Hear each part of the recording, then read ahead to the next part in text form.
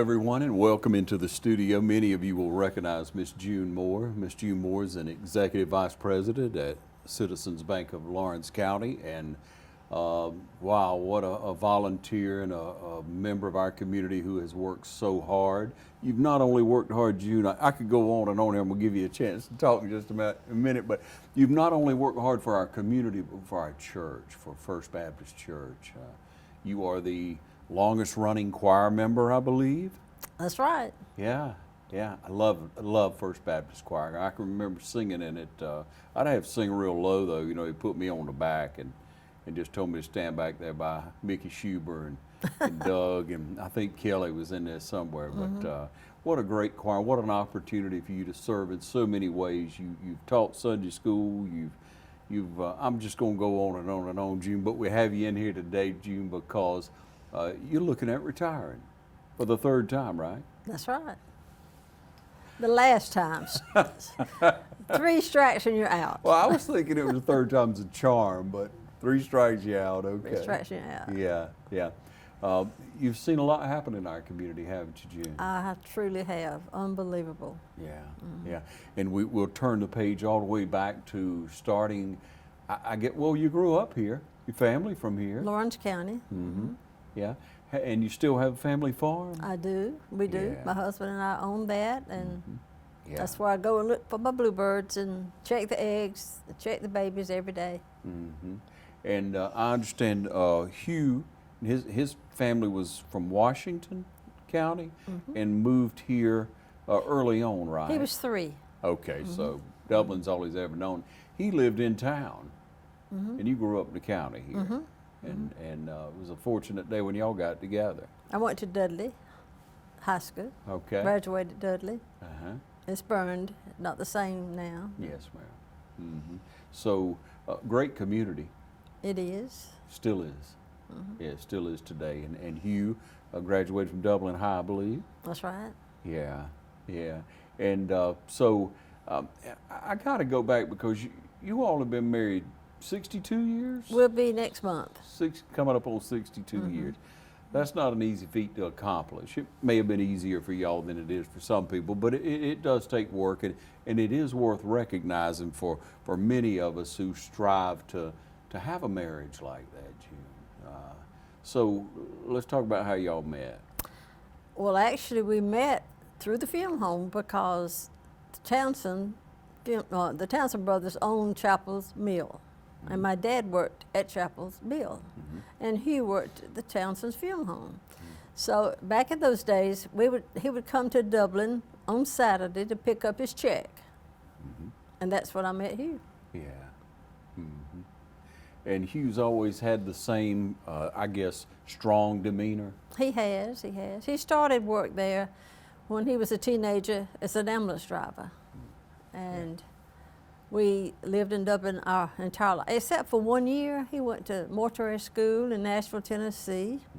And I don't tell this a lot, but I did work at a bank in Nashville for 1 year while he was there. Okay. So yeah, I've had continuous banking 61 years plus. Now, Hugh, from what I've been told over time, went to mortuary school to learn how to embalm, to be an embalmer. Right. And was at the top of his class, as a That's matter of fact. right. He was the top of his class. In fact, they wanted him to stay and teach, but he made a commitment to come back to Dublin, Lawrence County, and he did, and we've been here all this time. How tough was it for him to go to school, and y'all had just gotten married? It had to be a financial strain. Oh, it was a terrible financial strain. We took everything we owned and our car. And back then, there was no interstate. It was just 2-lane road all the way to Nashville, through Atlanta. It took us 9 hours to get to Nashville. And then when we came home, we came back with everything we owned. So we sold the TV we went up there with, we left it up there. How about that? The only thing you left behind was that TV. Yeah, and they were huge at that time. Oh, huge, black and white. Yeah. And I enjoyed a lot. We had a few people to come visit because everybody wanted to go to see the Grand Ole Opry.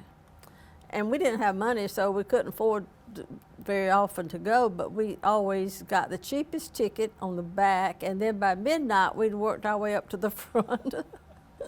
Wow, that's a great story. And during that time, you know, you grow and you learn so much. And when you go through things like that together, and that accomplishment, that makes a stronger relationship, I know. But it spoke volumes to me when you just said he made a commitment to come back, and that's what he did. He did. We ate a lot of tuna fish and ground beef, 3 pounds for $1. That's a true story. Yeah, and then you came back and you went to work with Townsend's at that time, and everybody, you know, who's been to a funeral knows the compassion and again the dignity and how he carries himself and has for years, and the service that he's provided, because you have to be a compassionate, caring person and show that family dignity and you know, the deceased, and just to have that persona about him is meant a lot to people, a lot to families over times, and to know so many people and the ministry that he's had, and that's what it's been, to be able to love on people and care about them, and you know, give them a word of encouragement, a nod, a smile, a handshake through the years. He met a lot of people, hadn't he? Oh, he has, and he received many, many notes, and several said, "You've buried in my family 3 generations," and I think one said 4 generations. So he knows a lot of people, met a lot of people. Yeah, what a great career! What a great opportunity for him to be a servant. And you don't hear of people, especially couples, but you don't hear of people working that long at an occupation, at a career, as you two have. So hats off to you. But now let's talk to you a little bit about the banking. And so I tried to do a little bit of research and found out, and you got to help me here, but when you first started, you started in bookkeeping, and at that time everybody wrote a check, of course, and you would match that signature on every check that came in? There was no account numbers, only signatures, and you had to learn the signatures because they all wrote big. I'll never forget T.A. Curry, Thomas Curry. He had this weird signature, but you just learned those signatures. And we had to hand post every check that came in, hand on a dressograph to mail every statement. And I hand figured every service charge that went out in that statement. It was way back. That was early days, early days. But you did know everybody and you knew what they wanted. And then I went into the teller area, and that's when you still had to know everybody because we had the deposit slip with no machine to work. You just used your carbon deposit slip, and you knew it when they came in the door. It mostly been, you know, back then, and I can remember my father was the only one on his checking account, and I kept saying, "Daddy, you need to add Mama to your account. Everybody needs more than one person on the account." That's true today. It doesn't matter who you are. Somebody needs to be able to sign that check with you. Because we never know what's going to happen. Never know. And you hear of stories about that, Jude. If we just pause on that moment now to teach people a lesson, because some people are, you know, whatever they think, but you have to have that because you don't know what might happen to you. You might get laid up for some reason or another, we might say, and then who's going to be able to access and take care of your obligations that you may have and take care of you as well. So it's a good lesson, and things have changed over time in that aspect. But when you first went to work as a teller, it was probably mostly men. It was all men, and I was the first head teller.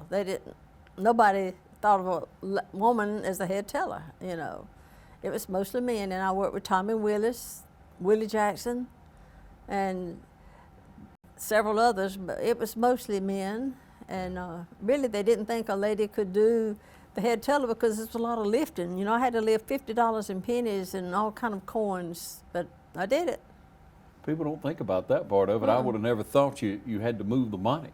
You did. And it was all cash, coins at that time. That's right. No card, no debit card, no charge cards. It was just all cash. Yeah. All cash. And so everything had to be to the penny. That's right. If you made a mistake, you couldn't be the head teller for sure. You probably couldn't be a teller. Couldn't work at a bank if you couldn't be accurate at everything you did. It takes precision, doesn't it? It does, it does. And one of my favorite experiences I tell people is when I was a drive-in teller at CNS. Mm-hmm.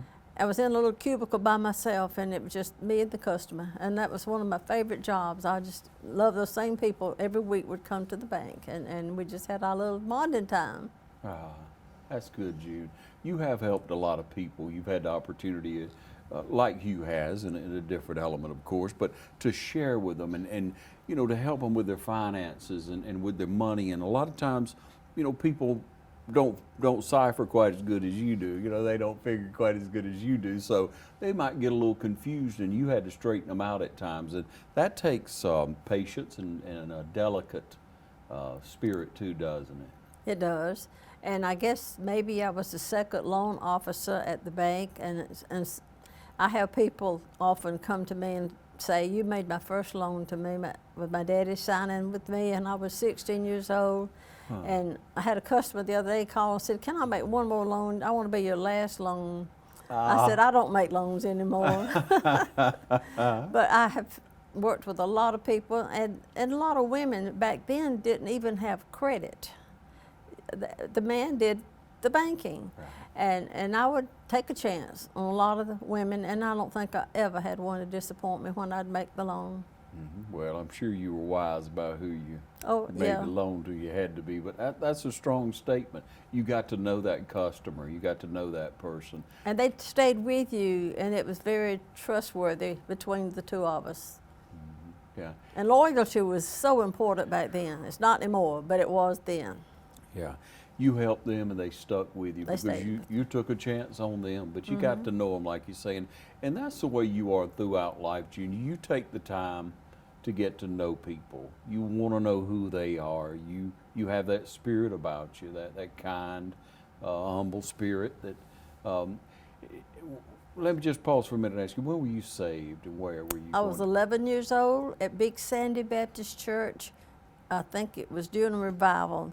I was baptized at Chapel's Mill. Oh, how wonderful is that? Yeah. And then when did you first become a member at First Baptist? First Baptist. As soon as we got married in '59, and right after we moved to Dublin, we became members of First Baptist Church. And you've served there. You were the first female treasurer of that church, weren't you? I think that's correct. Yeah. You did your homework. Where did you learn all this? Well, now, you know, being a member of First Baptist for years there, and you know, knowing people that love you and appreciate what you've done for the community, for the church, for banking, for people everywhere, June. You know, not everybody's cut out of the same cloth as you. Well, I feel like I like to be a peacemaker. I want things to be okay. Yeah. Yeah. I want people to like me, and I want to like them. You want things to go well. I do want it to Yeah. go well, and I worked in the children's department for 25 plus years. Yeah. You played a little piano there too, didn't you? I worked with the children's choir. Now that had to be special. It was. And during the time my daughter was young, that's when it all began. She was 3 years old, and that's when I went into the 3-year department. Then I went up to the 4th when she went to the 4th and the 5th, and then I stopped and stayed with the 5-year-olds for many years. Okay, just stop right in there. That's usually the way we get involved for sure, teaching either training union, Sunday school, or youth like that, and you know, when our children are there. But you've always given now. I don't want to miss very much, but after CNS, and that changed names and what have you, but I changed office. I stayed the same office 5 years, I believe. It changed bank names 4 years. Every day, it just kept changing names. yeah. And when I really retired, I went from CNS to CNS Sovereign, and then went to, I'm trying to think the last name before I left, but it's Bank of America. It's the bank now, and it got just a little big for me. I thought, I'm a community banker. I don't think they need me. They could use a high school student to fill out an application and send the app to Atlanta and let them approve it and send it back. And I thought, I don't like that procedure. That system, yeah. So that's when I decided, okay, it's time for June Moore to retire. And I did on June the 30th, 1994. We'll take a break and catch our breath. You stay tuned. We'll be right back. Hi, I'm Kyle Gerard with A+ Flooring and Construction, and we're standing in our new showroom that we opened in February, and we're excited about the business that we've already done. A couple things that we've added. We're now a metal roof distributor, so we can provide all your metal roofing needs for your home. So come and see us on that. Also, don't forget about our construction side of the company. We can do additions for you, new construction. We can also completely remodel your kitchens and baths, and a turnkey job. Hi, I'm Bobby McCarthy with A+ Flooring. I'd like to share with you some of the specials that we have going right now. We have padded click LVP for $1.79 a foot. We also have multiple colors of LVP glue down for only 99 cents a foot.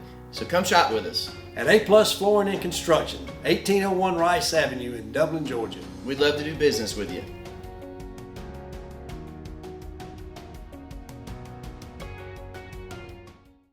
Hi, I'm Dr. Dustin Gay. I'm a local orthopedic surgeon with Houston Clinic Orthopedics, and we'd really like to invite everybody to come out to our new office facility to take a look at it. It's a larger space with physical therapy, and we're just excited to have it, and we'd love for people to come out and visit us. Come by and see us today at our brand new location, the Houston Clinic, Medical Drive in Dublin. So first time you retired because, June, you are a decision maker. I am. I had been doing the same thing for all these years, and then all of a sudden I couldn't do it, and I couldn't serve my customer. Yeah, and that's why you were in banking. That's why I was in banking. To help people, to serve Customer that service. customer. Mm-hmm. Oh yeah. And so, how long were you retired there? A month. I knew it was days.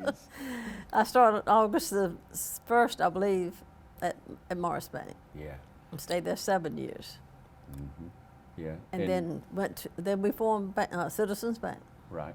You retired briefly there from Morris before you went with Citizens. Couple of months. Yeah. Took a couple of months, and then and right back, and then now.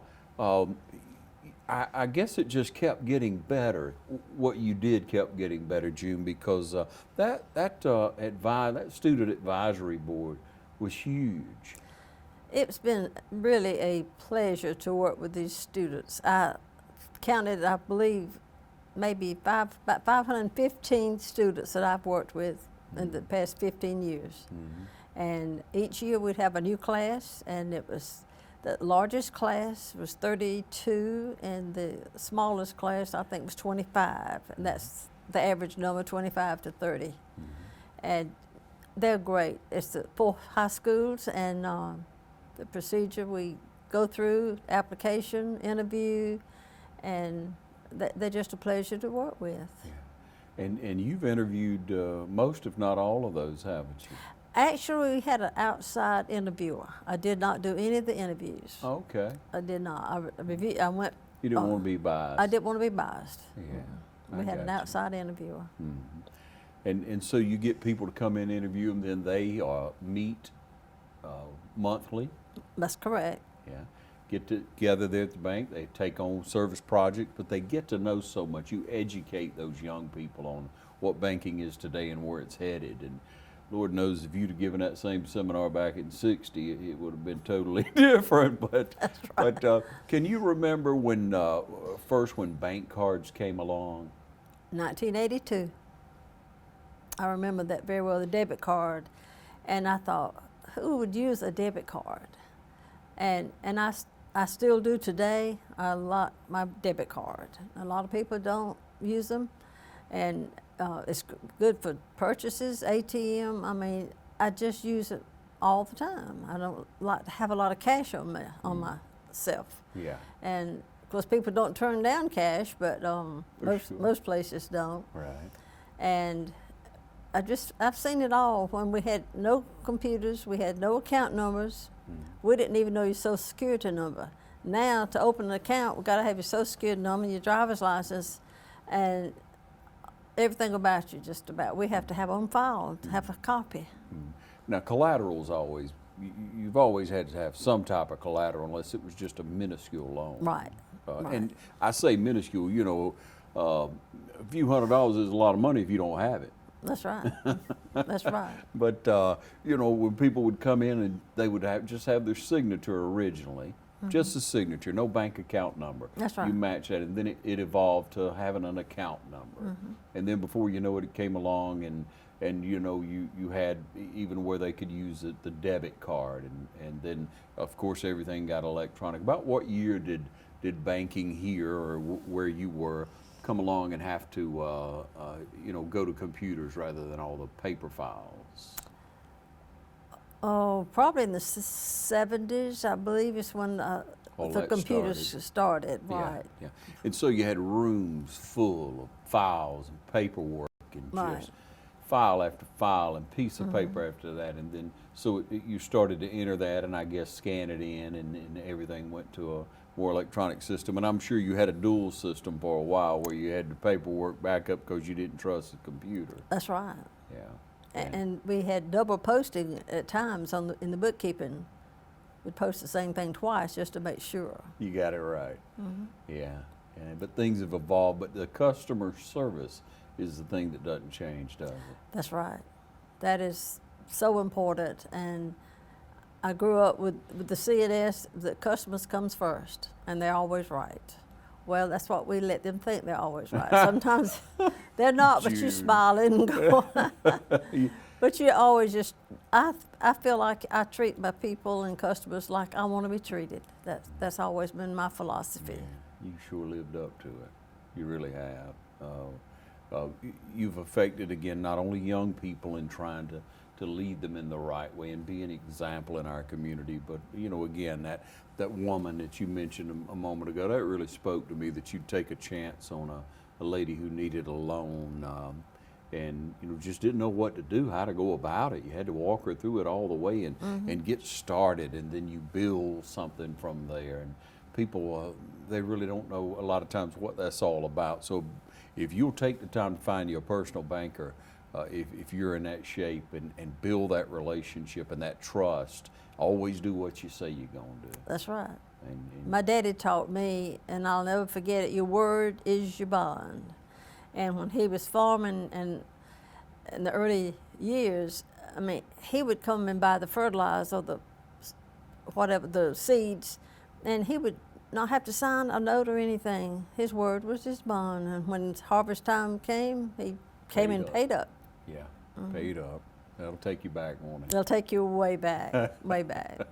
We'll take another short break. We're going to be right back. Hi, I'm Curtis Edwards. I'm owner and broker of the Dublin Real Estate Company, known as the RE/MAX Realty Team. We're proud to be locally owned and independently operated here in Dublin, Georgia. I'm so honored to have such a great team who takes RE/MAX Realty Team to the next level in Dublin, Georgia when it comes to servicing our customers' needs of real estate. And our commitment is one reason that our name is the Dublin Real Estate Company. We're proud of Dublin, we're proud to service our customers, but you as the public know us as RE/MAX Realty Team.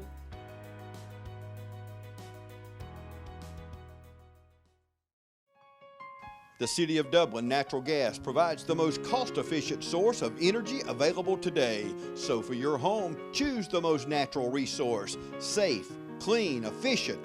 All new subdivisions around the Dublin area have natural gas available. Start reducing your energy bills today with Dublin City Natural Gas Department. Natural gas, the smart choice. Call 277-5048 today and let us help you start saving today. So June, as you grew along, you and Hugh, and you had a beautiful daughter, you're raising her, and Wendy just, really did an excellent job with her. I mean, I know you would have to agree being your daughter, but she really is an outstanding lady. She's a great blend of you and Hugh. Had a lot to be proud of in her. Now you got grandchildren. I have Right. one granddaughter and two great-grandsons. Great-grandson. Great-grandsons. But we were delighted when our daughter moved back to Dublin. Excited because I kept saying, Wendy, you need to move back to Dublin. You know, I'm your only mother and you're my only child. That makes sense. So Yeah. it worked out, and she lives here now and is married to Thomas Teeks, and she's just a jewel. She's smart, she's sweet girl, sweet Yeah, girl. yeah. And so as time moved on, you became involved in Rotary, didn't you? I did in 2000. I believe it was 2000. I became a Rotarian, and I was secretary for 9 years there. And thought I need to give someone else that opportunity, but I'm still a member of Rotary. Yeah, yeah. And we're not meeting as often now. This virtual meeting is a little bit difficult, Right. but we kind of getting back to the norm now. And I believe you met the motto of Rotary before you ever got there. I don't know. Service above self. Service above self, and you have led a life of that, June. You really have. Thank you. So let's talk about maybe some things that I don't know about that you've been involved. But I know First Baptist Church. You've been a huge part of First Baptist Church. You have been on pastor search committees for. I still am. I'm on my second one. I know, Jude. We've been 22 months and not quite there, but I hope we're getting closer. That's an experience. Everybody needs to do that. You may have to write a book on how to find a pastor during the pandemic. That's been tough. It really Yeah. has. Yeah. We've Zoomed for the last several weeks now. We meet once a week and have for 22 months now. And by Zoom recently, and it's worked out okay. But Hopefully it's coming to the right point. I trust and pray it is. But you've served there again to be a part of the choir, to be a member of First Baptist Choir, and to do the wonderful productions that are done each year that I've enjoyed. Just warms your heart, from Christmas, Easter, Sunday service, every time just sounding so good, and it takes a lot of practice. And you've been through, at least half a dozen choir directors or more. we have. Yeah. We've had several. Some of them I can barely remember. But another thing that I've been very involved with was the Chamber of Commerce. I was active on the board, and I was director there for a year, I believe it was, and that was when Willie Paul was there. Yes, ma'am. And Great friend of yours. Great friend of mine. We bonded when she first came to Dublin, and we're still friends today. We're very good friends. Yeah, I'm Been on sure. trips together. Yeah, We've that had tells some- you anything, huh? Y'all It been on does. trips together. Yeah, and y'all are very like-minded in that you are so pleasant, so kind, so pretty, and so directed, so focused. You know what you need to do, and you do it. And you we know do. how to do it well.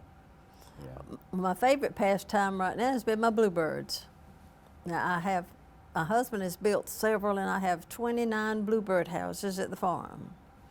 So I have 7 houses now that have eggs and babies in them, and he's built a couple for some friends, but I like to check them every day. I've got them numbered, and I go and log it in and say, okay, the first egg was today, and then mostly they lay 1 egg a day before lunchtime. And I just had 3 nests fledged in the last week, so I know we got some new babies out there. I've got 2 nests with new eggs in it, so that's what I like to do. Get on the golf cart at the farm and just ride it and look and check for wasps. Sometimes if you don't see anything, you need to check it, because a wasp may be in there building a nest, and they don't like that. Of course not. Ants get in there, they don't like that. So Now, how did that come about? How did that come The about? egg- the Yeah, bluebirds? bluebirds.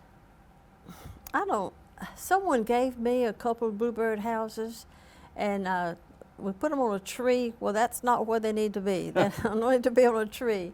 So we started adding them to a post. Yes. And then I got a book, a bluebird book, and read all about it, and tells you how close they need to be. And they need a perching place. They like power lines as a perch, or any kind of open space. They don't like to be jammed in the woods or crowded on a tree particularly. So I just got started with 1, and then 2 and 3, and then we just kept finding another place, and he'd build another one, and another one. Yeah. And that's the fun thing. And I like to take my great grandson up there to look, and And people don't realize it's okay to open that box. It's okay to touch that nest. I don't touch the eggs, but to look. And I normally knock on it to be sure the mama's laying or something. And I have opened the door and she'd still be there, and I just close it gently, and it wouldn't affect her at all. But sometimes they'll fly out when you stop. But that's been one of my favorite pastimes. I guess so. This time of the year Sounds particularly. Very neat. Very neat. And I June. did have hummingbirds. And what happened there, I had 11 feeders. And sugar got kind of expensive, and I was having to go to the farm every day to fill up all 11 feeders. They were just swarming everywhere. So I finally decided, and bees began to get in one of them. Oh. And I thought, I don't think I want to fight these bees. So they didn't think we'd take them down, but I did. I finally said, I'm giving up on the hummingbirds for a while. So I haven't had any up in a couple of years now. I'm staying Oh, with my bluebirds. Yes, ma'am. You don't have to feed bluebirds, they feed themselves. That's pretty good. Yeah. So you talk about your grandchildren, and we talk about the legacy that you have, and so much more time we trust and pray that you'll be serving our community and doing things, and you will have more time to do what y'all want to do, and for our community, the giving hearts that you have. But what do you try to feed into young people if they'll stop and just listen for a moment of how you've been successful? Work. Stay busy. Work. I grew up on the farm with my dad, and I had chores to do. I worked. And I wouldn't suggest this is something would happen today, but I had to take wood into the house for the wood stove and for the wood heater. So that was one of my jobs. And I always encourage children to help, be a helper. Yeah. Be a helper. Work will take you a long way, won't it? It will. And also to always tell the truth. Always be honest and tell the truth. So hard-working, honest. That's two good traits. June. That's two good traits. Yeah. And you went from there to service. And service. That's right. Yeah. Service to those around you. Because people quote that to whom those who've been given much is expected. But when you started out, you didn't have much. Oh, I didn't. But I you didn't did have a what- store-bought dress till I got married. My mother made everything I had, everything. And in fact, she made aprons out of flour sacks. You don't know what I'm talking I about do. there. I do. You Yes, do? ma'am. Yeah, I do. But growing up on the farm was one of the best things I think could happen. And I think my daughter would tell you today that she learned a lot by going to her grandmother's and hearing the stories. And of course, I've written a lot of stories about I Remember When. I don't know if you ever read any of Yes, those, ma'am. but it was just tough for people that didn't have public work. Yes, ma'am. They didn't have public work. Right. Yeah, and people don't understand that these days, young people. They don't. You had that farm, and that's what you had. We grew What you did everything with we your ate hands. on the farm. I mean, that was it. That was it. Man, when you got in the bank and you took to it and it took to you, and you've done an excellent job, and you took what you accomplished and you spread it out all over. You gave to your church. Not only did you tithe, June, but you gave your time, your effort, and your love. And you did the same thing, again, to your customers, but you did for your community. You got involved wherever you could, and you made a difference. And so you've set the bar high for all of us to try to continue to work, and for your family, for other people who watch this. Let your young people know. Watch this interview, and you'll learn a lot about how to be successful in life. Thank you so much for what you've done. You're welcome. Continued success to you. And everyone, when you see Miss June Moore, you see Hugh, you'll know they're both going to be retired now. That's right. Come June the 1st. Congratulations. Thank you.